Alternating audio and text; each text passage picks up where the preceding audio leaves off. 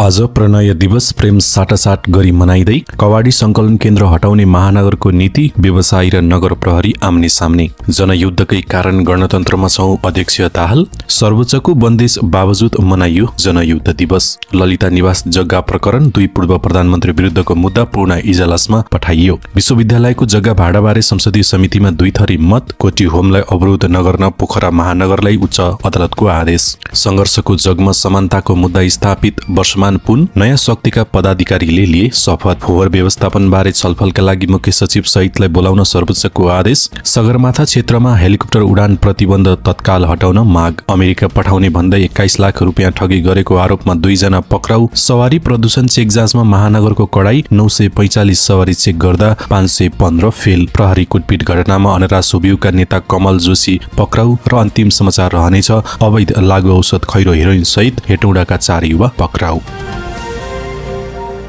दर्शकबिन नमस्कार। फरक अनलाइन समाचारमा स्वागत छ। म हुँ उछार गरे। तपाईँ यो समाचार कहाँबाट सुन्दै हुनुहुन्छ कृपया आफू रहेको स्थानको नाम कमेन्ट बक्समा लेखिदिनु होला। यदि तपाईँ नयाँ हुनुहुन्छ भने हाम्रो च्यानललाई सब्स्क्राइब पनि गर्नुहोला। हाम्रो मेहनतका लागि एक लाइक अवश्य गर्नुहोला। अब लागौं समाचार विस्तारतर्फ।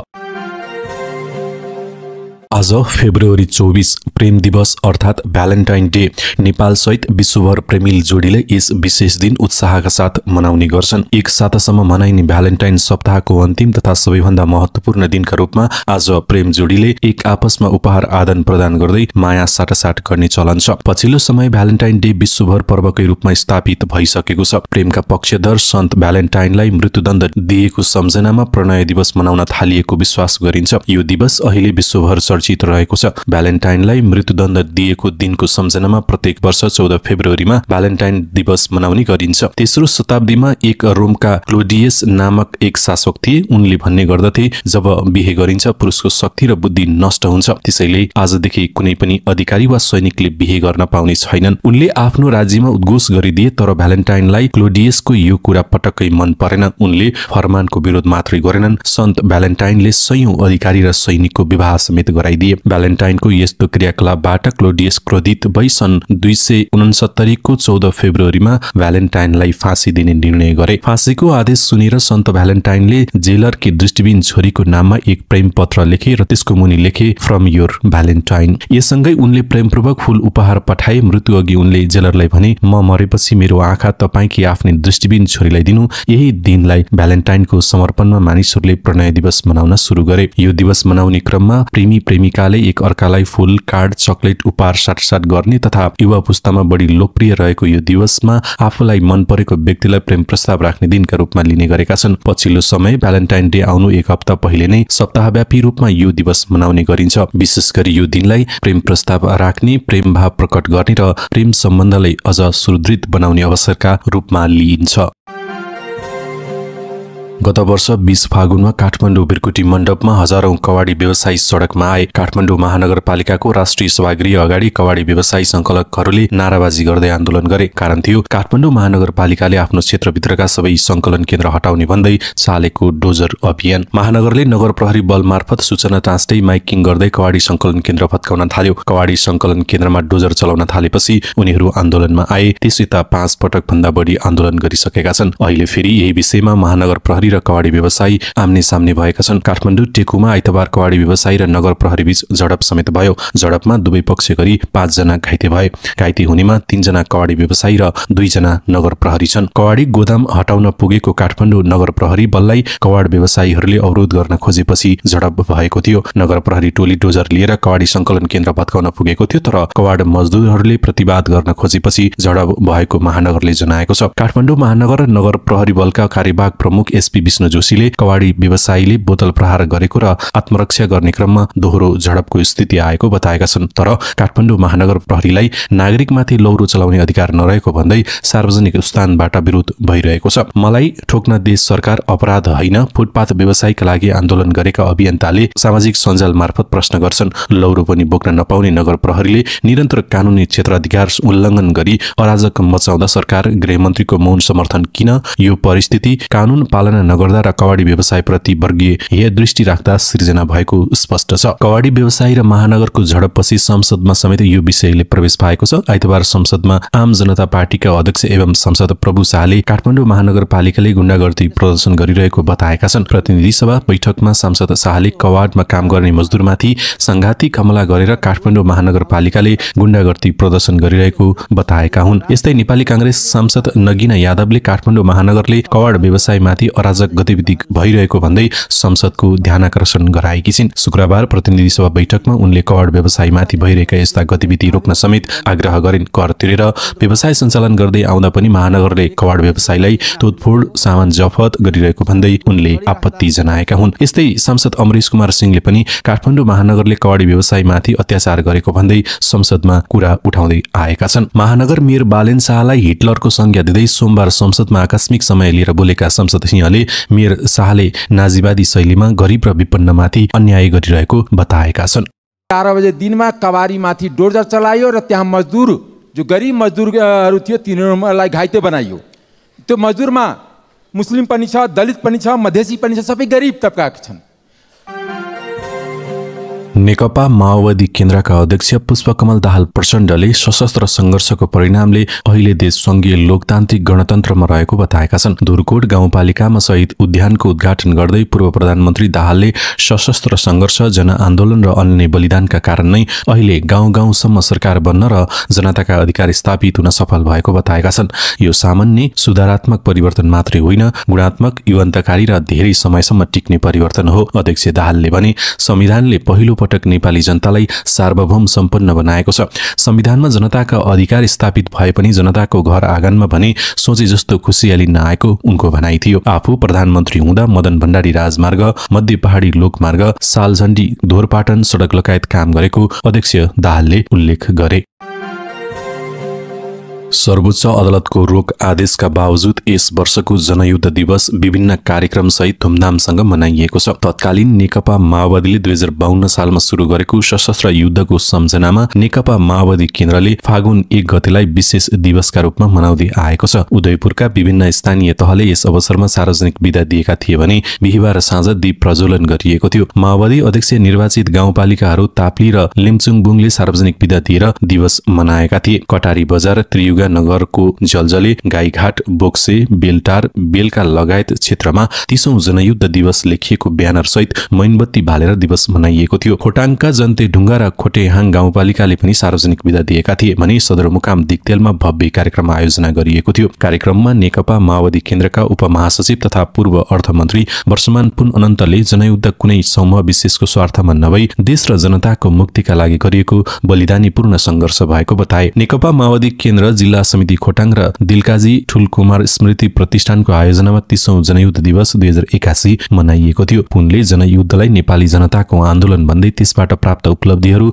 50 वर्षसम्म कायम रहने दावी गरे। उनले 2062-63 को जनआन्दोलन, अन्तरिम संविधान तथा संविधान सभाबाट जारी संविधानको जग जनयुद्धले तयार पारेको स्मरण गराउँदै यसको अस्वीकार अन्याय हुने टिप्पणी गरेका थिए। कार्यक्रमलाई सम्बोधन गर्दै पुनले नेपालमा जनवादी क्रान्तिको चरण पूरा भइसकेको बताउँदै अब समाजवादी क्रान्तिको आवश्यकता रहेको औँलाई हामीले जनयुद्ध र जनआन्दोलन मार्फत नेपालमा जनवादी क्रान्तिको चरण सम्पन्न गरेका छौं। अब आवश्यक पर्ने क्रान्ति समाजवादी हो जो शान्तिपूर्ण हुनेछ उनले भने। उनले समाजवादी क्रान्ति मार्फत देशको विकास र समस्याको समाधान गर्ने योजना माओवादी केन्द्रसँग मात्रै रहेको दावी गर्दै यस अभियानमा जनताको साथ रहने विश्वास व्यक्त गरे। विभिन्न पार्टी परित्याग गरी माओवादी प्रवेश गर्ने कार्यकर्ताहरूलाई स्वागत गर्दै पुनले पछिल्लो समय जनताको आकर्षण पुनः माओवादी प्रति बढ्दै गएको दावी समेत गरे। उनले वामपन्थी शक्ति एकताको विषयमा नेत्र विक्रम चन्द विप्लव नेतृत्वको नेकपा र माधव कुमार नेपाल नेतृत्वको जानकारी दिए। साथै आगामी 2084 को निर्वाचनमा माओवादी केन्द्र एक्लै चुनाव लड्ने तयारीमा रहेको उल्लेख गर्दै उनले हालै सम्पन्न उपनिर्वाचनले माओवादीलाई देशको सबैभन्दा ठूलो शक्तिमा उक्लाउने संकेत दिएको समेत बताएका छन्। उनले माओवादी केन्द्र सरकारमा रहँदा सुशासन र भ्रष्टाचार विरोधी अभियानलाई प्राथमिकता दिएको बताउँदै कांग्रेस र एमालेका नेताहरू उक्त अभियानबाट त्रसित भएर सरकार ढालेको आरोप समेत लगाए। उनले प्रधानमन्त्री पुष्पकमल दाहाल प्रचण्ड र तर आफू अर्थमन्त्री रहँदा भ्रष्टाचार विरुद्ध उठाएको कदमकै कारण सरकार ढालिएको दाबी गरे। सरकारबाट बाहिरिए पनि माओवादी पार्टी सुशासन र भ्रष्टाचार विरोधी मुद्दामा अडिग रहेको पुनको भनाइ थियो। कार्यक्रमका अवसरमा शहीद परिवार, बेपत्ता परिवार, घाइते तथा अपाङ्ग, जनमुक्ति सेना पूर्णकालीन कार्यकर्ता, पोस्ट घरका घरमुलीलाई सम्मान गरिएको थियो। दिक्तेल बजारमा र्याली निकाल्दै सर्वसाधारणलाई लड्डु बाँडिएको थियो भने साँझ पार्टी कार्यालयमा दीपावली समेत गरिएको थियो। ललिता निवास जग्गा प्रकरणमा 2 जना पूर्व प्रधानमन्त्रीलाई मुद्दा नचलाउने निर्णय विरुद्धको रिट पूर्ण इजलासमा पठाइएको छ। बिहिबार सर्वोच्च अदालतका न्यायाधीश द्वय तिलप्रसाद श्रेष्ठ र नित्यानन्द पाण्डेको संयुक्त इजलासले उक्त रिटलाई पूर्ण इजलासमा पठाउन आदेश दिएको हो। ललिता निवास जग्गा हिनामिना प्रकरणमा पहिले अख्तियार दुरुपयोग अनुसन्धान आयोगले 5 वर्ष अघि पूर्व प्रधानमन्त्री द्वय माधव कुमार नेपाल र डाक्टर बाबुराम भट्टराई विरुद्ध मुद्दा नचलाउने निर्णय गरेको थियो। अख्तियारको उक्त निर्णय विरुद्ध वरिष्ठ अधिवक्ता बालकृष्ण न्यौपानेले सर्वोच्चमा रिट दायर गरेका थिए। सोही रिटमा बसेको पछिल्लो इजलासले पूर्ण इजलासमा पठाउन आदेश दिएको हो। अब उक्त रिटमा 3 वटा 3 भन्दा बढी न्यायाधीशको इजलासबाट मात्रै मुद्दाको किनारा लाग्ने भएको छ।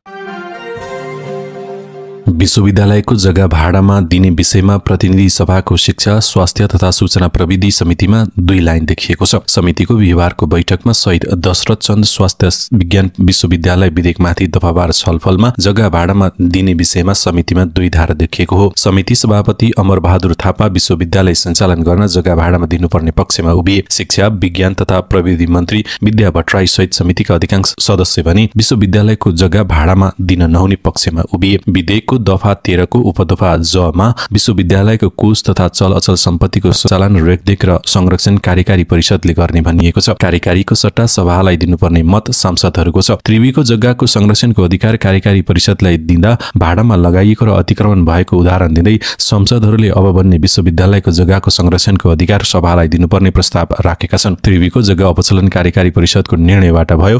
विश्वविद्यालयको चल अचल सम्पत्तिको अधिकार सभामा पेश गर्ने गरौं, कार्यकारीबाट मात्र नगरौं। सांसद सुमना श्रेष्ठले भनिन् प्राध्यापक संघ संगठनलाई दिने हो भने पनि सभाबाट दिने व्यवस्था गरौं। सांसद चन्द्र भण्डारीले पनि सुमनाको तर्कमा सहमति जनाए। विश्वविद्यालयले जग्गा भाडामा दिन पाइँदैन। विश्वविद्यालय जग्गा भाडामा लगाएर सञ्चालन गर्ने होइन, प्रोग्राम बेचेर हो। नयाँ प्रोग्राम ल्याउनुपर्छ। जग्गा भाडामा दिने कुरा ऐनमा लेख्नु हुँदैन। चलखेल गर्ने छिद्र ठाउँ नराखौं, उनले भनेका छन्।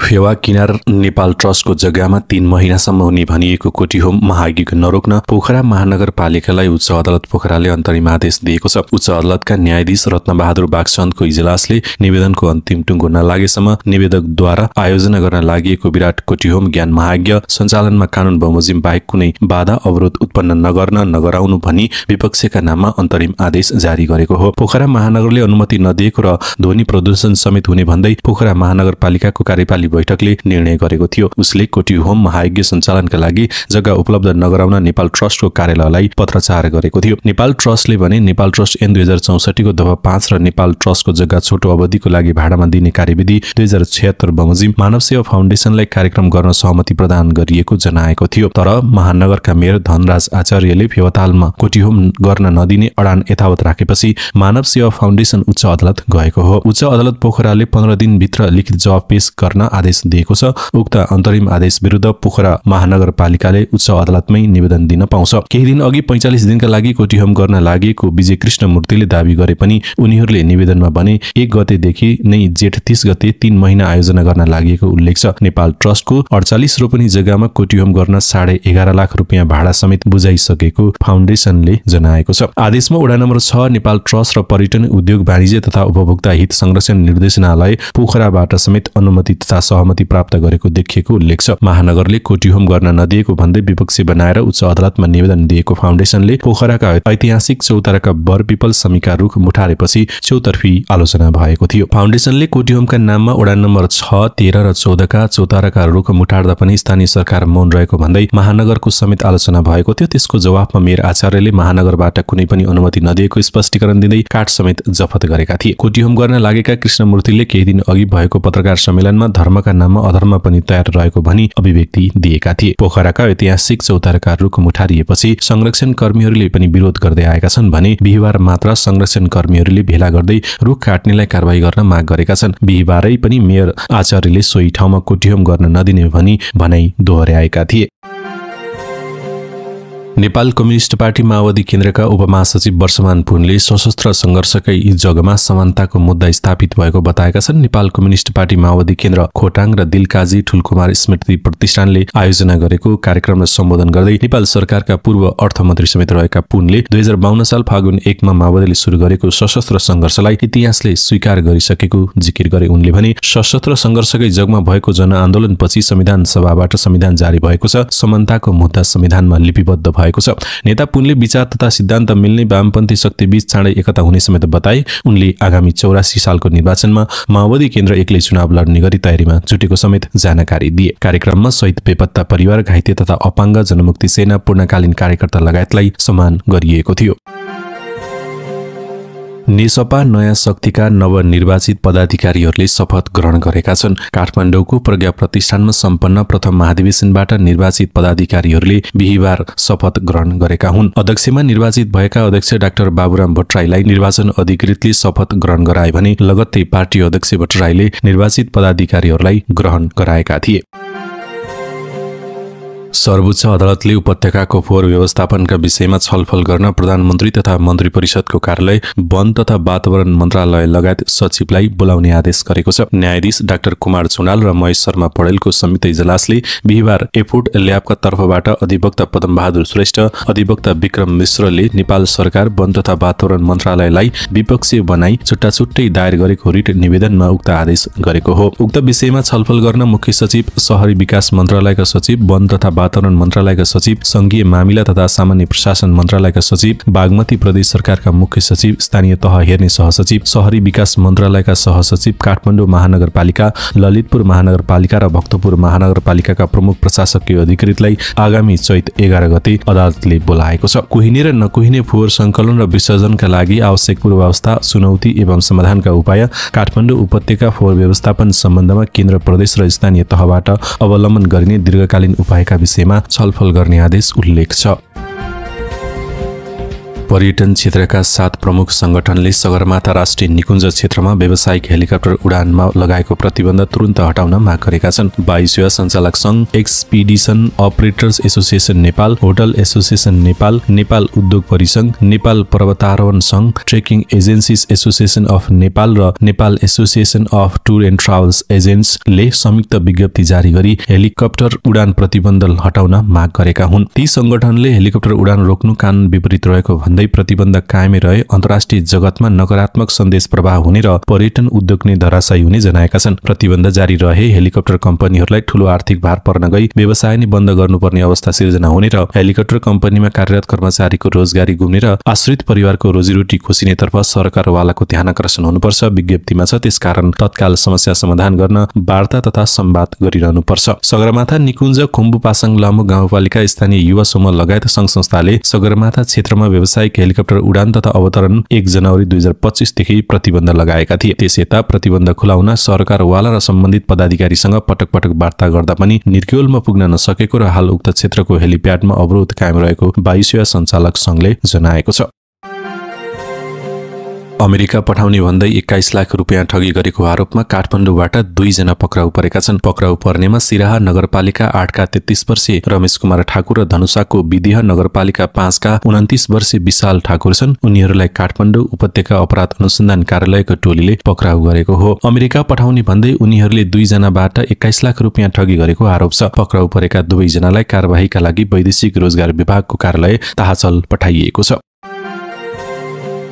काठमाडौँ महानगरपालिकाले अहिलेसम्म परीक्षण गरेका 945 सवारी साधन मध्ये 515 वटा प्रदूषण मापदण्ड विपरीत फेला परेका छन्। महानगरको वातावरण व्यवस्थापन विभागले पुस 29 गतेदेखि ट्राफिक प्रहरी महाशाखा, महानगर प्रहरी बल र नेपाल सरकारको वातावरण विभागसँगको सहकारीमा प्रदूषण जाँच अभियान सञ्चालन गरिरहेको छ। महानगरको परीक्षण अनुसार 249 वटा पेट्रोल इन्जिन भएका गाडी मध्ये 44 वटा तथा 696 वटा डिजेल इन्जिन भएका सवारी मध्ये 471 वटा प्रदूषण मापदण्ड भन्दा बाहिर रहेका छन्। शहरी वातावरण सुधार गर्ने उद्देश्यसहित महानगरले वातावरण तथा प्राकृतिक स्रोत ऐन 2077, प्रदूषण नियन्त्रण मापदण्ड 2081 र फोहोर मैला संकलन तथा ढुवानी कार्यविधि 2081 लागू गर्दै प्रदूषण परीक्षणलाई अनिवार्य बनाएको छ। प्रदूषण नियन्त्रण मापदण्ड 2081 अनुसार पेट्रोल र डिजल शहरी साधन तथा निर्माण अवधि अनुसार प्रदूषणको हद तोकिएको छ। सुरुवाती चरणमा प्रदूषण मापदण्ड उल्लङ्घन गर्ने सवारीलाई मर्मत गरेर चलाउन सुझाव दिएको थियो, तर सुधार नगरी दोहोर्याएर नियम उल्लङ्घन गर्ने चालकहरूलाई 500 रुपियाँ जरिवाना गरिन थालेको छ। महानगरका वातावरण निरीक्षक सृष्टि श्रेष्ठका अनुसार अहिलेसम्म 55 जना चालकलाई जरिवाना गरिएको छ। अझै अटेर गर्नेलाई सवारी सञ्चालनमै रोक लगाउने तयारी गरिएको छ। महानगरले ठमेल, मैतीदेवी, चाबहिल, खुसीबु, बालाजु, रातोपुल, कुलेश्वर, कमल पोखरी, वनस्थली, कोटेश्वर, दरबार मार्ग, बल्खु, बबरमल, टेकु, सुकेधारा, सिनामङ्गल, पानी पोखरी र जमल क्षेत्रमा चल्ने सवारी साधनको परीक्षण गरिसकेको छ। फेल भएका सवारी मध्ये सार्वजनिक बस, स्कुल बस, सरकारी कार्यालयका बुलेरो, ट्रक लगायतका सवारी धेरै छन्। महानगरले प्रदूषण नियन्त्रणलाई अझ प्रभावकारी बनाउन सवारी चालक र सहचालकलाई सचेतना दिने, कानूनी कारबाही अघि बढाउने र सवारी धनीलाई SMS मार्फत सूचित गर्ने अभियान सञ्चालन गरिरहेको छ।